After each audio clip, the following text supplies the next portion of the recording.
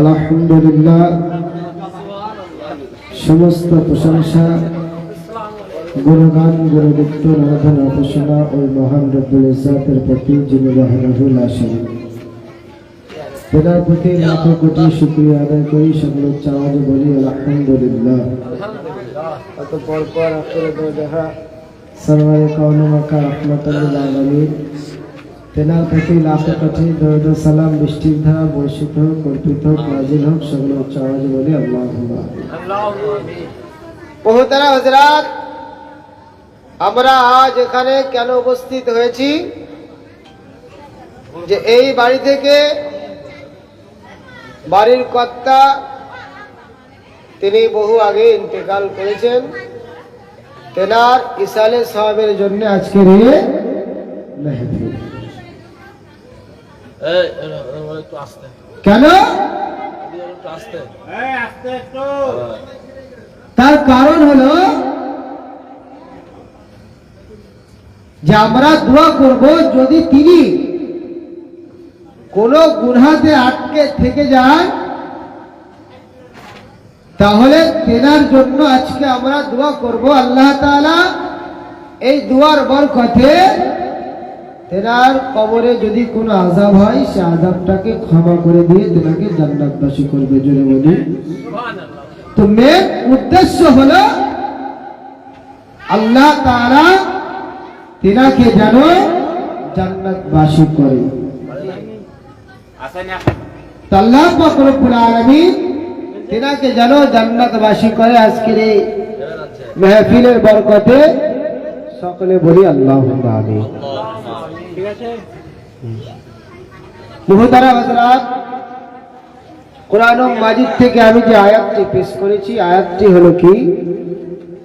ওয়াবাশশিরিল লাযীনা আমানু ওয়া আমিলুস সালিহাত। মা বোন, আপনারাও মনোযোগ সহকারে, আমি খুব সংক্ষিপ্ত আকারে বক্তব্য দিতে করব, আপনারাও খুব মনোযোগ সহকারে বক্তব্য শ্রবণ করুন।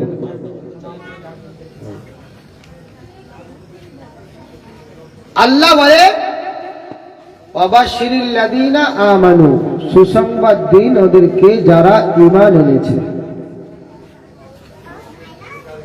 ওয়া আমিলুস সালিহাত, এবং নেক কর্ম করেছে। আন্না লাহুম জান্নাতিন তাজরি মিন তাহতিহাল আনহার, এবং আল্লাহ তাদের জন্য একটি বাগান বানিয়েছে, সেটা কি? জান্নাত। তার নিচ সমূহ নহর সমূহ প্রবাহমান। জোরে বলি সুবহানাল্লাহ। আল্লাহ পাক রব্বুল আলামিন, আল্লাহ পাক রব্বুল আলামিন একটি সূত্র বলে দিলেন, একটি নিয়ম বলে দিলেন। যারা ঈমান আনবে এবং আপনার সৎ কর্ম করবে তাদের জন্য আল্লাহ পাক রব্বুল আলামিন রেখেছেন জান্নাত। এখন আপনি ঈমানদার নয়, আপনার নামায় আমলে সৎ কর্ম নাই, অতএব আপনার জন্য জান্নাত নাই। জান্নাতের আশা একটি মহৎ আশা। এই আশা প্রত্যেক মানুষের আপনার আছে। প্রত্যেক মানুষের জান্নাতের আশা আছে কি নাই? এমন কোন মহিলা বা এমন কোন পুরুষ আছে যার জান্নাতের আশা নাই? সবারই জান্নাতে যাওয়ার আশা আছে। মিশকাত শরীফ পৃষ্ঠা নম্বর 498, আমার আল্লাহর রাসূল একটি হাদিস বলেন, আন বুরাইদা قال قال رسول الله صلى الله تعالى عليه وعلى آله وسلم أهل الجنة 20 و100 صف و80 منها من هذه الأمة و40 من سائر الأمم। হযরতে বুরাইদা রাদিয়াল্লাহু তাআলা আনহু তেনার থেকে বর্ণিত, রাসূলুল্লাহ আমার তিনি বলেন, জান্নাতে যারা ব্যক্তি হবে, জান্নাতি দল যারা হবে, তাদের আপনার 120 খানা দল হবে। তার মধ্যে থেকে 80 জনা উম্মতে মুহাম্মাদির দল হবে, বাদ বাকি আপনার 40 জনা অন্য অন্য উম্মতগণের হবে। জোরে বলে সুবহানাল্লাহ। বাপজি আমার, মা বোনেরা আমার শুনুন, 80 খানা জান্নাতি দল হবে। তার মধ্যে কেমন মানুষ থাকবে, তার মধ্যে কেমন ব্যক্তি থাকবে, তার মধ্যে কেমন মহিলা থাকবে, তার মধ্যে কেমন যুবতী থাকবে। ও বাবাজি, যে মানুষটা মদ খায় ওই ব্যক্তি জান্নাতের দলে থাকবে। হ্যাঁ, যে ব্যক্তি, খুব মনোযোগ সহকারে শ্রবণ করুন, যে ব্যক্তি মদ খায় ওই ব্যক্তি থাকবে 80টা যে জান্নাতি দল হবে। তার মধ্যে যে ব্যক্তি সুদ খায় ওই ব্যক্তি থাকবে এই 80 জন জান্নাতি দলের মধ্যে। যে ব্যক্তি গাঁজা খায়, যে ব্যক্তি গাঁজা ফুঁকে ওই ব্যক্তি থাকবে এই জান্নাতি দলের মধ্যে। যে ব্যক্তি ব্যভিচার করে ওই ব্যক্তি থাকবে জান্নাতি দলের মধ্যে। যে ব্যক্তি পরক্রিয়া করে, বাড়িতে নিজের স্ত্রী থাকাকালীন অন্য মহিলার সাথে রিলেশন করে, অন্য মহিলার সাথে রাত্রিবেলা ফোনে আলোচনা করে, আহারে কত ভালোবাসার কথা বলি, ওই ব্যক্তি থাকবে জান্নাতির দলে। যে ব্যক্তি সপ্তাহে একদিন জুম্মার নামাজ পড়তে যায় ওই ব্যক্তি থাকবে জান্নাতের দলে। যে ব্যক্তি বছরে মাত্র 2 দিন নামাজ পড়তে যায়, রোজার ঈদের নামাজ আর বকরা ঈদের নামাজ, ওই ব্যক্তি যাবে জান্নাতের দলে। যে ব্যক্তি আপনার গীবত করে বেড়ায় ওই ব্যক্তি থাকবে জান্নাতের দলে। যে ব্যক্তি লোকের পয়সা মেরে খায় ওই ব্যক্তি থাকবে জান্নাতের দলে। যে ব্যক্তি আপনার মাওলানার নামে গীবত করে বেড়ায়, মাওলানার নামে কটূক্তি কথা বলে, মাওলানার পিছনে লাগে, বাড়িতে বউয়ের কথা তার কাছে চলে না, বাড়িতে তার বেটার কথা তার কাছে চলে না, বাড়িতে তার বেটির কথা তার কাছে চলে না, সে যায় মসজিদে, মসজিদে গিয়ে মাওলানাকে তার কথা শোনায়, মাওলানাকে ধমক দেয়, মাওলানাকে কাজের হুকুম দেয়, ওই ব্যক্তি থাকবি আপনার জান্নাতের দলে। যে ব্যক্তি চুগলি করে বেড়ায় ওই ব্যক্তি থাকবে জান্নাতের দলে। যে যুবক মেলাতে গিয়ে মেয়েদের পিছনে ঘুরে ঘুরে বেড়ায় ওই যুবক থাকবে জান্নাতের দলে। যে যুবক আপনার পেশাব করে পানি নেয় না, যে চাচা আমার পেশাব করে পানি নেয় না, যে ভাইজান আমার পেশাব করে পানি নেয় না, ওই যুবক থাকবে জান্নাতের দলে। তাই তো নাকি? যে ব্যক্তি 5 ওয়াক্ত নামাজ আদায় করে না ওই ব্যক্তি থাকবে জান্নাতের দলে। যাকে আপনার বলা হয় বেনামাজি, ওই ব্যক্তি থাকবে জান্নাতের দলে। তাই তো নাকি? হ্যাঁ গো, যাদের আমি নাম বললাম এরা কেউ জান্নাতের দলে থাকবে না? হ্যাঁ, কিন্তু এরাও তো সেই জান্নাতের আশা করে, তাহলে এরা ভুল করে। মুআজ্জাজ মুহতারাম, যে মা আমার বোরখা করে না, মেলায় যাওয়ার জন্য সুন্দর চকচকে শাড়ি পরে, যুবতীরা আমার ড্রেস পরে, পাখির ড্রেস, এরা যাবে জান্নাতের দলে। যে মা আমার পরপুরুষের সামনে যাওয়ার সময় মাথায় কাপড় দেয় না, কারণ সে দেওর। মৌলভী সাহেবকে যদি দূর থেকে 10 হাত দূর থেকে দেখে মাথায় দেয় কাপড়, এরা হলো ভাসুর। এইরকম মা বোন এরা যাবে আপনার জান্নাতের দলে। যে মা আমার স্বামীকে বাদ দিয়ে রাত্রের বেলা অন্য পুরুষকে ফোন করে নিজের দুঃখের কথা শোনায়, ভালোবাসার কথা শোনায়, ওই মা আমার যাবে জান্নাতের দলে। যে মা আমার বাড়িতে বসে বিড়ি বাঁধার সময় মোবাইলের গানটা দিয়ে, কত সুন্দর গান দিয়ে, বাবা কালকেই না পরশু এসার পরে আমার ছেলেকে পড়াচ্ছিলাম, আমার একটি স্টুডেন্টকে পড়াচ্ছিলাম, আর এদিকে গান বসে চলছিল পাছাড়ে পাছাড়ে। গানের পুরো গুষ্টি মেরে দিয়েছে, পাছাড়ে পাছাড়ে। গান খুঁজে পাচ্ছে না, কখনো লুঙ্গি দিয়ে ড্যান্স হচ্ছে, এরপরে হবে পাঞ্জাবি ড্যান্স, তারপরে আবার জাঙ্গিয়া ড্যান্স না হয়ে যায়। আমি তো আবার ভাবি, ভয় করি দু এক সময় বলে। বলছে পাছাড়ে পাছাড়ে, তাতে আবার বাচ্চারা ড্যান্স দিচ্ছে বড্ড আনন্দ সহকারে। সেই মা জননী বিড়ি বানতে বানতে এমন গান শ্রবণ করে, আর আপনার দুলতে দুলতে বিড়ি বাঁধে এমন মা ও বোন, এরা যাবে জান্নাতে। হ্যাঁ, যে বোন আমার টিকটক ভিডিও বানাই মোবাইলে, আহারে রঙা বিরঙ্গের ছোট ছোট ড্রেস, আর ধেই ধেই করে নাচি, এই রকম মেয়ে এরা যাবে জান্নাতের দলে। হ্যাঁ, দুনিয়ার লাইক পাওয়ার আশাই করে আপনার ভিডিও, কিন্তু সে বোঝে না সে আল্লাহ এবং আল্লাহর রাসূলের কাছে আনলাকি হয়ে গিয়েছে। পৃথিবীর সমস্ত মানুষ ওই মহিলা কি যদি আপনার লাইক করে, আর আপনার আল্লাহ আল্লাহর রাসূল যদি আনলাইক করে দেয়, তাহলে ওর আপনার হাসর কি হবে? এই রকম বোন আমার যাবে কোথায়? জান্নাতের দলে।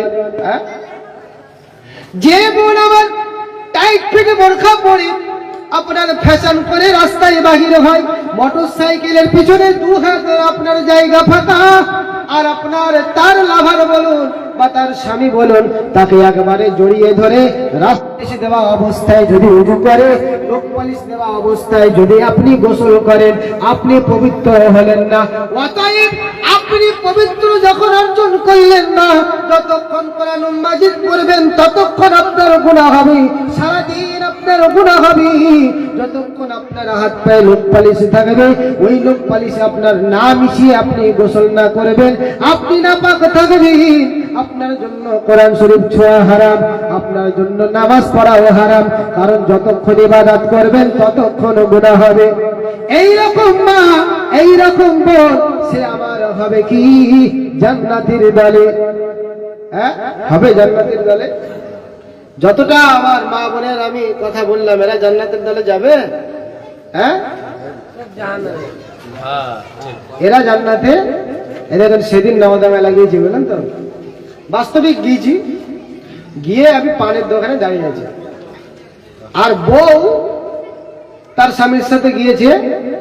বাস্তব কথা হচ্ছে, দেখেন নওদাতে 6 মাস কি 5 মাস কি 4 মাস হবে বাচ্চা, বললেন তো, কোলে বউ, ওই 6 মাস বাচ্চা কোলে করে নিয়ে বসে আছে, আর বউ নাগরদোলায়, গোল গোল নাগরদোলা ওইটাতে ঘুরছে। আচ্ছা বলেন, এদের ভবিষ্যৎ কি হবে? এই মা, এই বউ, এই মহিলা এই জান্নাতের দলে যাবে?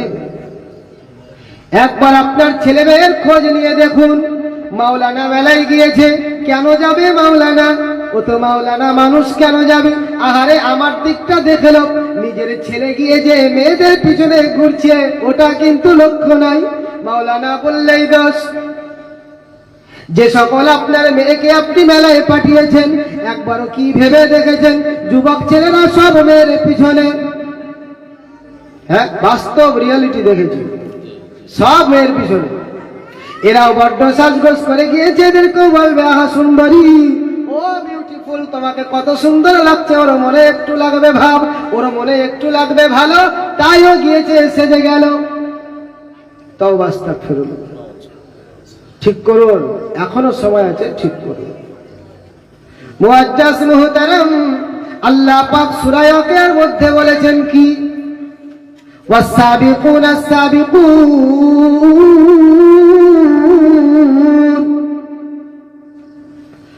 যারা হলো অগ্রগামী তারাই প্রকৃত অগ্রগামী। উলাইকাল মুকাররাবুন, এবং তারাই আল্লাহ পাক রব্বুল আলামিনের নৈকট্য লাভ করবে। ফি জান্নাতিন নাঈম, এবং ওদের জন্য ঠিকানা হলো জান্নাত। জোরে বলি সুবহানাল্লাহ। অগ্রগামী কারা? যারা গুনার কাজকে আপনার বর্জন করলো, যারা গুনাহ থেকে সরে আসলো, গুনার কাজও করলো না, গুনাহকে পরিত্যাগ করে নেকির কাজ করলো, এরাই হলো অগ্রগামী। যে আপনার আল্লাহর রাসূলকে আপনা মেনে নিল, আল্লাহর ইবাদতে নিজেকে বিলিয়ে দিল, আল্লাহর রাসূলের জিকির আজকারে নিজেকে মুগ্ধ করে রাখলো, ওই ব্যক্তি বা ওই নর বা ওই নারী এরাই হলো জান্নাতের দলে থাকবি। জোরে বলি। বাদে বাকি যতটা আমি কোয়ালিটি বললাম, এরা আপনার জান্নাতের দলে থাকা তো দূরের কথা, জান্নাতের যে সুঘ্রাণ, জান্নাতের যে খুশবু এরা কোনোদিন পাবে না। মুআজ্জাজ মুহতারাম, মাত্র একটি আপনার ওয়াকিয়া ছোট্ট করে বলে আমার বক্তব্য ঠিক করব। কানটাকে ভালো করে খাড়া করে শুনুন বাবুজি। হযরতে মাওলানা রুমি রহমাতুল্লাহ আলাইহি তিনি একটি ওয়াকিয়া লিখেছেন। ওয়াকিয়াটা কি বাবা?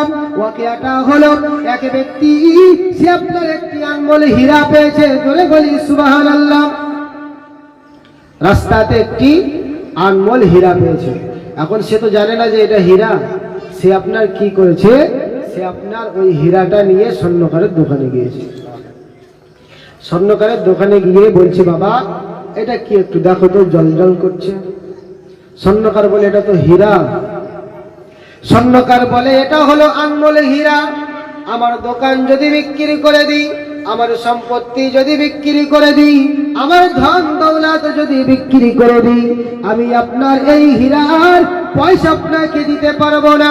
ওই ব্যক্তি জিজ্ঞাসা করলো, তাহলে কে দিতে পারবে?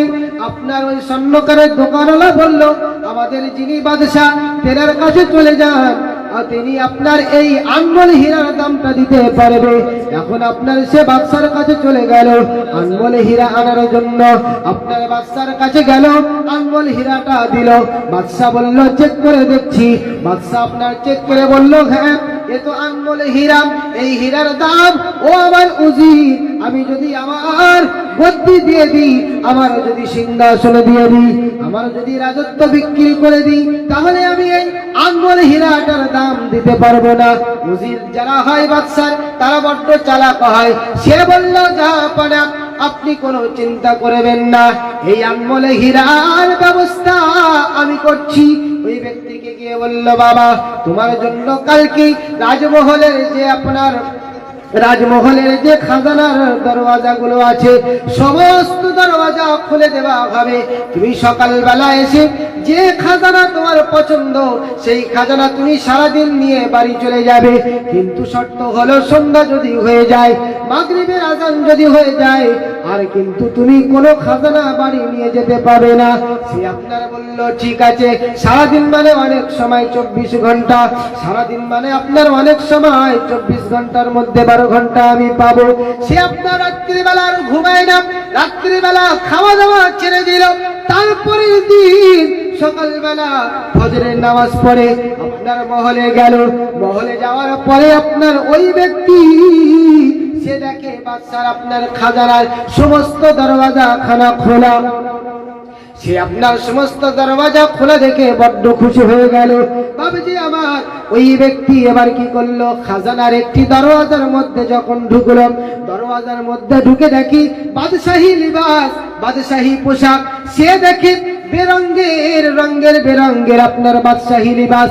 সে আপনার একটি লিবাস পরিধান করলো, তার পছন্দ হলো না, রেখে দিল। আবার একটি আপনার লিবাস পরিধান করলো, পছন্দ হলো না, রেখে দিল। আবার একটি লিবাস আপনার পরিধান করলো, পছন্দ হয়ে গেল। ওই লিবাসটি সে তার শরীরের মধ্যে যখন পরে নিল, তাকে একবারে বাদশার মধ্যে রাজকুমার লাগি। সে বড্ড খুশি হয়ে যায়, আহারে আমাকে তো পুরো রাজকুমার লাগছে, এইটাই আমি নিয়ে যাব। এখনো অনেক সময় আছে, আরো খাজানা গিয়ে দেখি। সে আরেকটি দরওয়াজা দিয়ে ঢোকে, সেখানে গিয়ে দেখে, আহারে কত সুন্দর খানার খুশবু। সারা রাত্রির ভুকা সে আপনার খুব সুন্দর ভাবে যার যেটা ভালো লাগে সেইটাই আপনার সে খাবার তুলে তুলে খেয়ে নেয়। বাবুজি আমার, পেট ভরে যখন খেয়ে নিয়েছে, সে আপনার পেট ভরে খাওয়ার পরে আর ভালো করে হাঁটতে পারে না। সে এখন যায় তাই করে কষ্ট মষ্ট করে আপনার হাঁটতে লেগেছে। হাঁটতে হাঁটতে আরেকটি দরজার মধ্যে দিয়ে প্রবেশ করে দেখি বাদশা যেমন আপনার বিছানায় শোয়, তেমন বিছানা লাগানো, আর তার পাশে একটি দারোয়ান আছে। বড় বড় পাখা দিয়ে হাওয়া করার জন্য। এ বলছে বাবা এখনো তো দুপুর হয়নি, আমি একটু শুয়ে যাই, আমি একটু আরাম করে নি, এখনো তো দুপুর হয়নি, এখনো অনেক সময়, একটু ঘুমিয়ে আবার আমি আপনার উঠে সমস্ত খাজানা এক এক করে নিয়ে বাড়ি চলে যাব। এখন ওই ব্যক্তি আপনার ওই বিছানায় গিয়ে যখন শুয়ে পড়লো, ওদিকে দারোয়ান সে আপনার হাওয়া করতে লাগলো। এই ব্যক্তি শুয়ে থেকে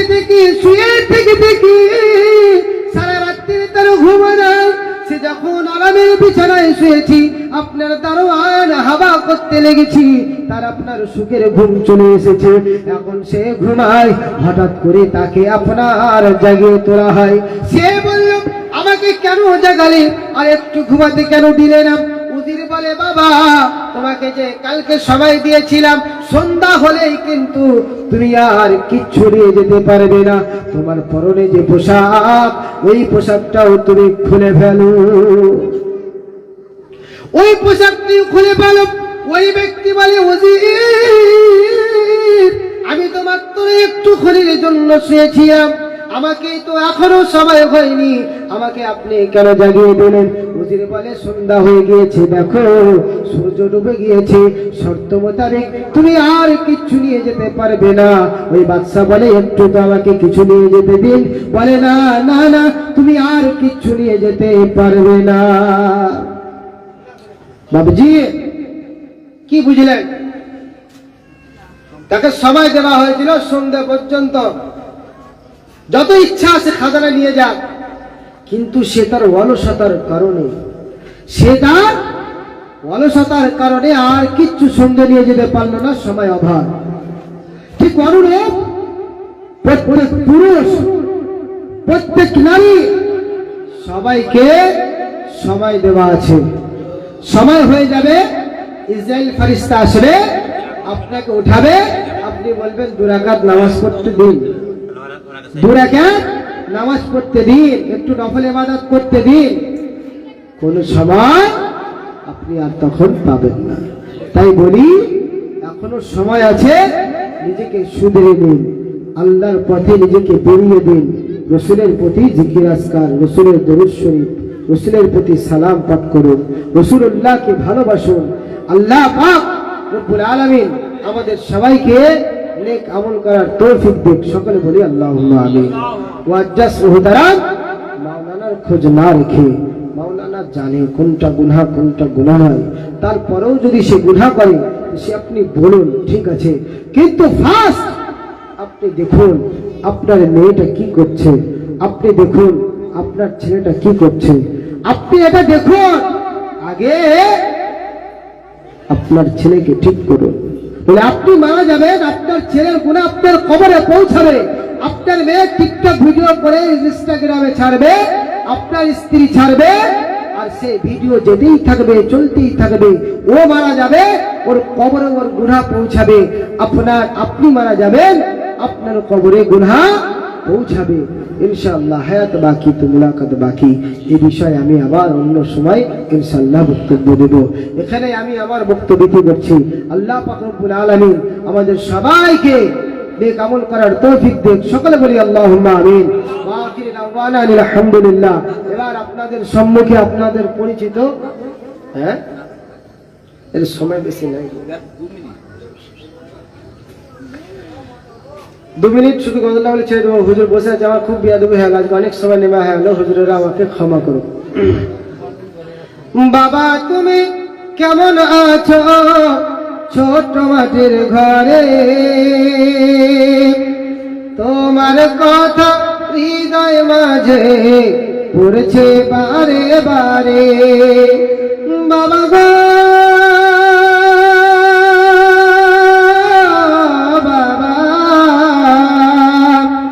বাবা গো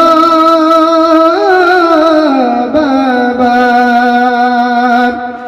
কত আদর কত স্নেহ তোমার কাছে পেলাম, সব কিছু হারিয়ে আজকে নিঃস্ব হয়ে গেলাম।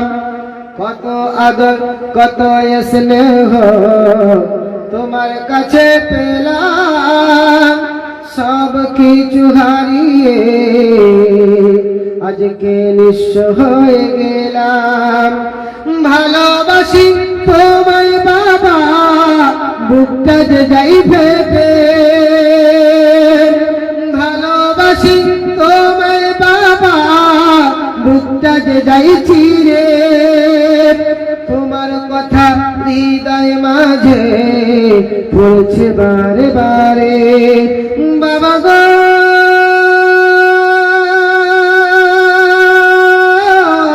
বাবা, বাবা গো বাবা। এবার আপনাদের সম্মুখে সুপরিচিত, সুবিখ্যাত, বিজ্ঞ, যোগ্য হযরত মাওলানা ও কারি মাসুদ আলম রিজভী জামালি, তেনার ইস্তেকবালের জন্য একবার নারা লাগাই। নারে তাকবীর, নারে রিসালাত, মাসলাকে আলা হযরত হযরত জনাব মাওলানা কারি মাসউদ আলম রিজভী জামালি। নারে তাকবীর, নারে রিসালাত। ইয়া রাসূলুল্লাহ, ইয়া রাসূলুল্লাহ।